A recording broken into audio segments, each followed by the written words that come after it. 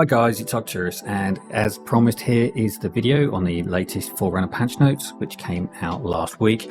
There was a couple of interesting things added, and I'll just go through them to try and give you a flavour of what's coming in the game, so you get a feel for what's happened. So, last week we had an update. It came in. It's a big tweak to Malvira. So basically, they've introduced the interval, the trigger period. So this is her invulnerability set. It's gone from 80 seconds to 60 seconds, and it's now going from 75 seconds to 55 seconds. So that's going to give her more survivability and give it more chance that she's going to survive a fatal attack from someone like Moore. It's probably not going to help much against the fiendish, the grotesque fiends, because they're just relentless, but might give her more use in GVG in terms of options that you can deploy for tanks. In terms of awakenings, they've increased the duration of her shield, which is a nice feature. Again, gives her more survivability, and the shield that's shared to her allies as well gives them more survivability. And Awaken 3, it increases the max HP and and additionally consumed increases the max AP by 2. So let's just dive over and have a look at those skills. So Gallery, North Throne,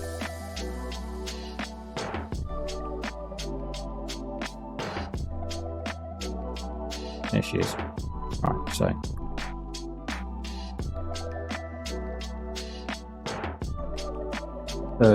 currently the Call of the Reaper, which is her ultimate,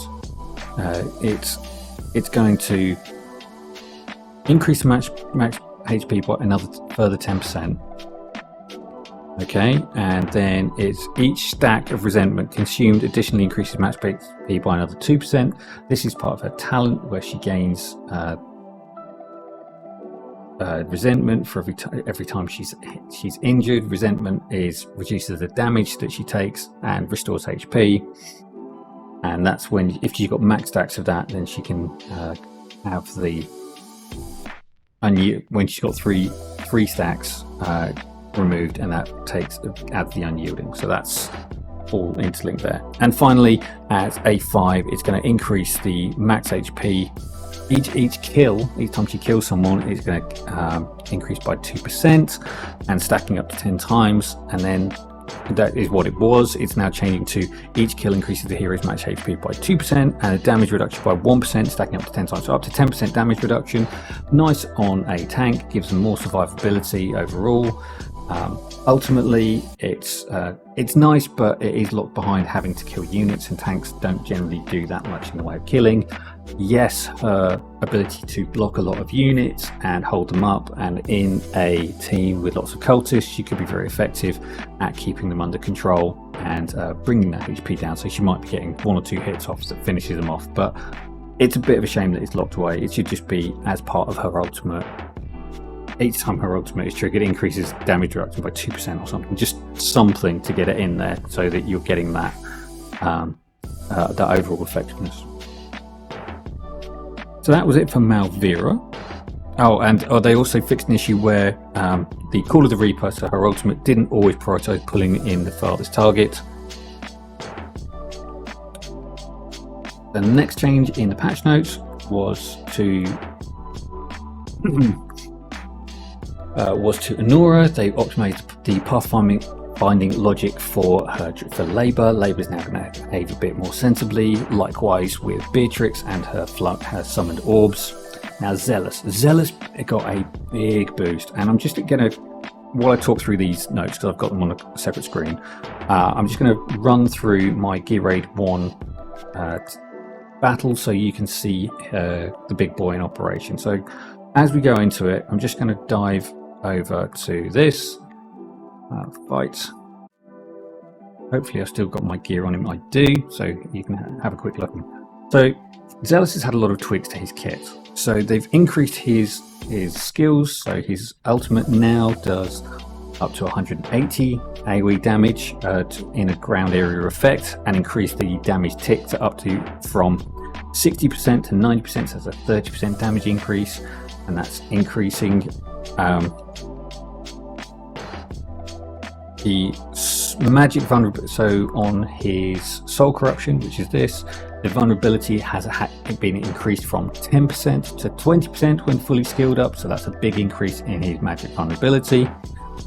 And the other element that they changed in his kit was that in his awakenings, the adjusted ground area effects, it now inflicts slow on enemies. So we're just going to, let's say, run this through bonds, not as background fight, so you can see what this looks like and in operation. So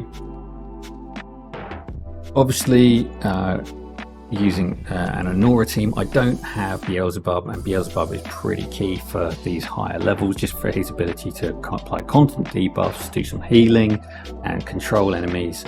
And so I've gone for a pretty standard Vienna team with Anora, with Ingrid, so there's a lot of damage coming in. And the reason I've got Zelus here is because Zelus, his ultimate is like 10 seconds and it goes up to 12 seconds at A3. Now, if you're running his exclusive gear, which has also had a big buff, that increases that ultimate duration. One of the big things that's come in during this patch is the fact they've tweaked his artifact. His artifact now has full anti-heal, rather than the messing around with 40% healing reduction. It's full on anti-heal, and they've increased the damage multiplier on it, so it's gone from like 15% damage increase to a 25% damage increase. So that's really useful on him. And you can see as the enemy waves are coming in, that slow really helps hold them up.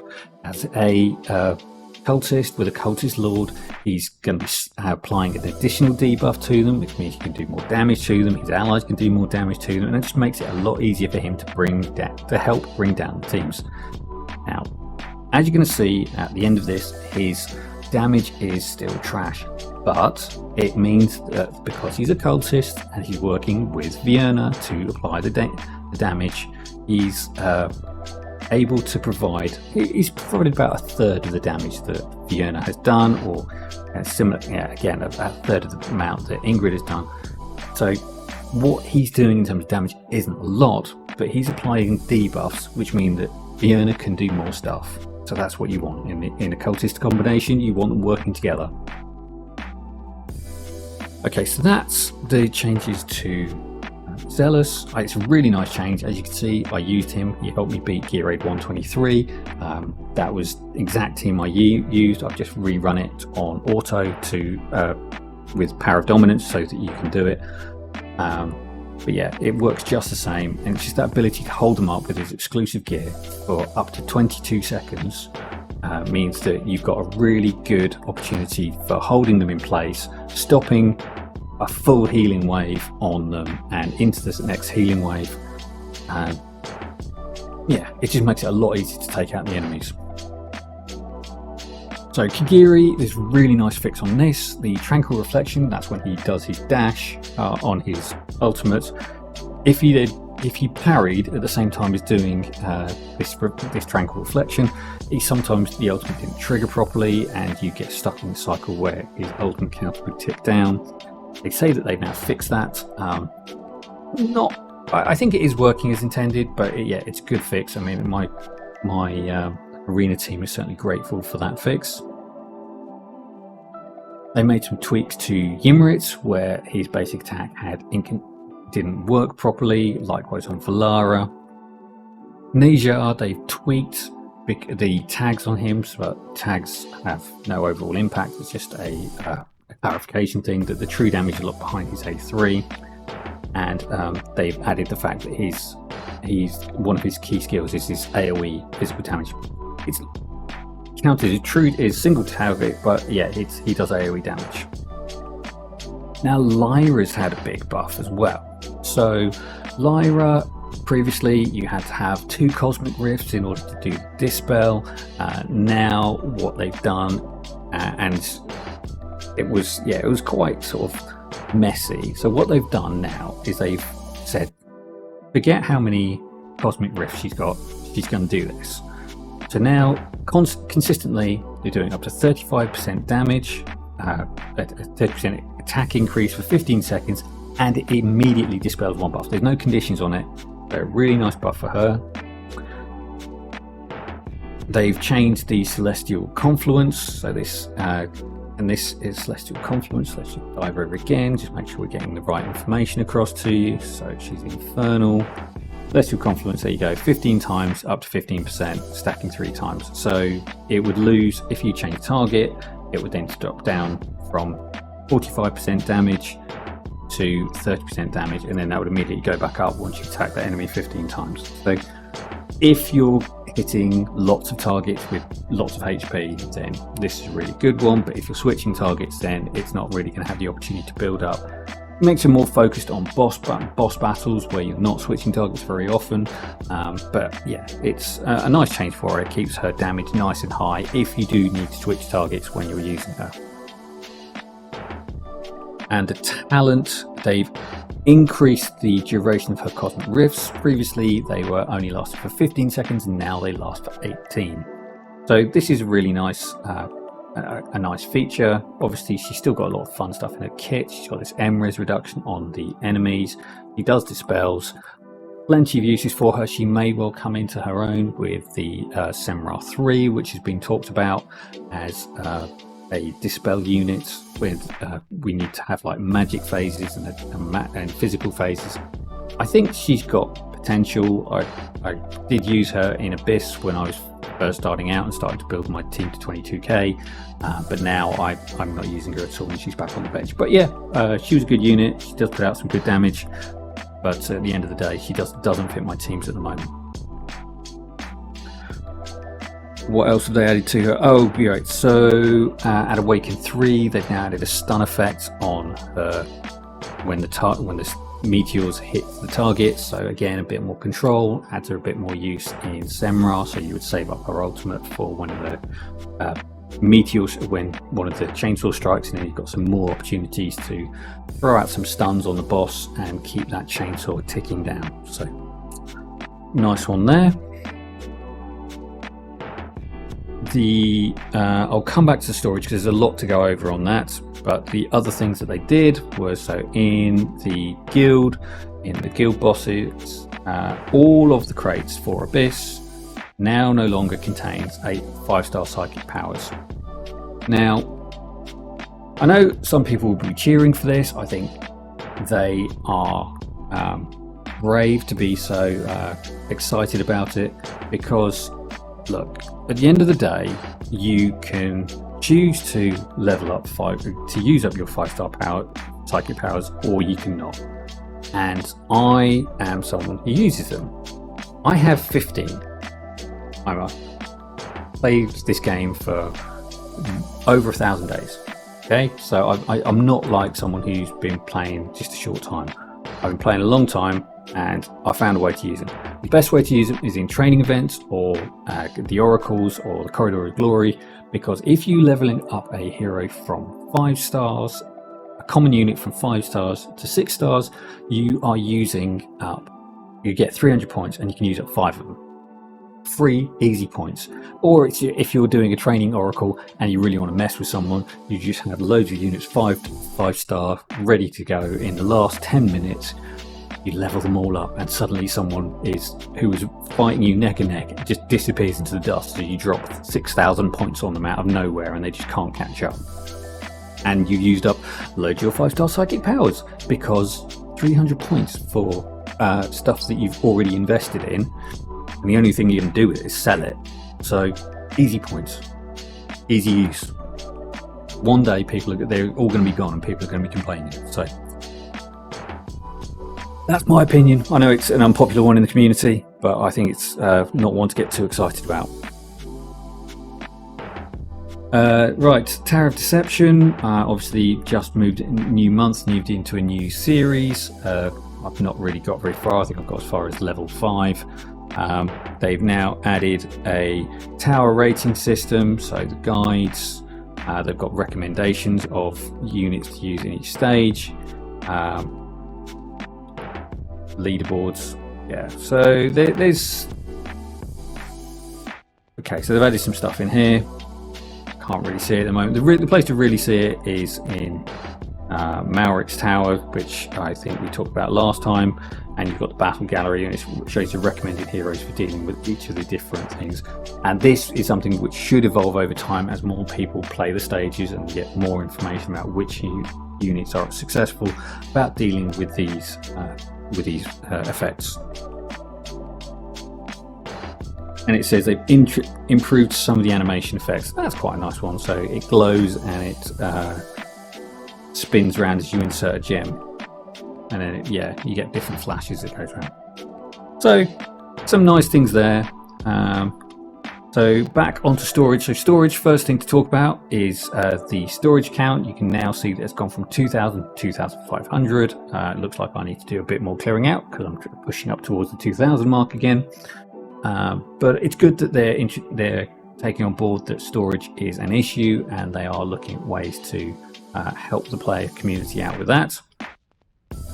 So first things first, you can probably see just about behind me there's this thing that says bulk organize. I'm just going to click on that, and that lets you do bulk locks, bulk unlocks, and bulk enhancements. Bulk enhancement is pretty useful because you can come in here and say, I'm going to select all the stuff that's not selected, so it's not here, it's not leveled up, or actually no, I just want to do the variant gear that's only up, and then you can just go tick, and then go bulk enhancement, and then say what level you want to start. So it's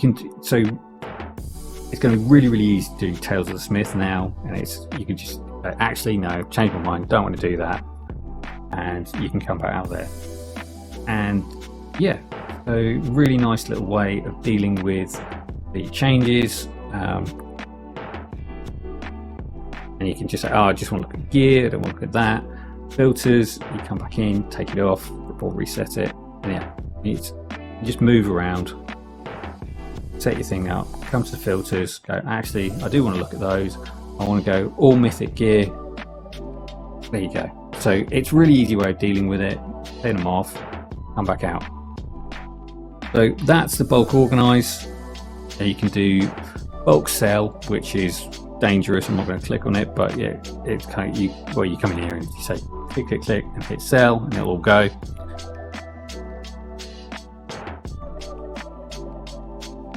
So you can go to the gem enhancement straight from here as well. So this is fewer clicks to get to these things like the foundry and the gem enhancement and the foundry. So yeah, it makes things a bit easier to move around and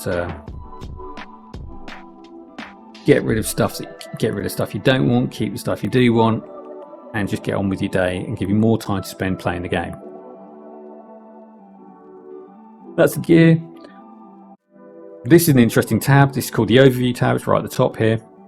In fact, I might just move my picture across the screen so not quite is in the way. So just go right over here.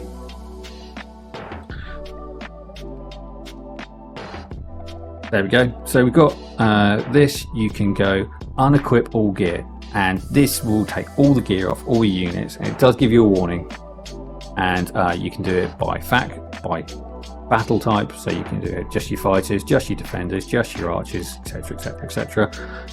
And or if it's not the gear that you're worried about, you can equip the artifacts just to get them all back.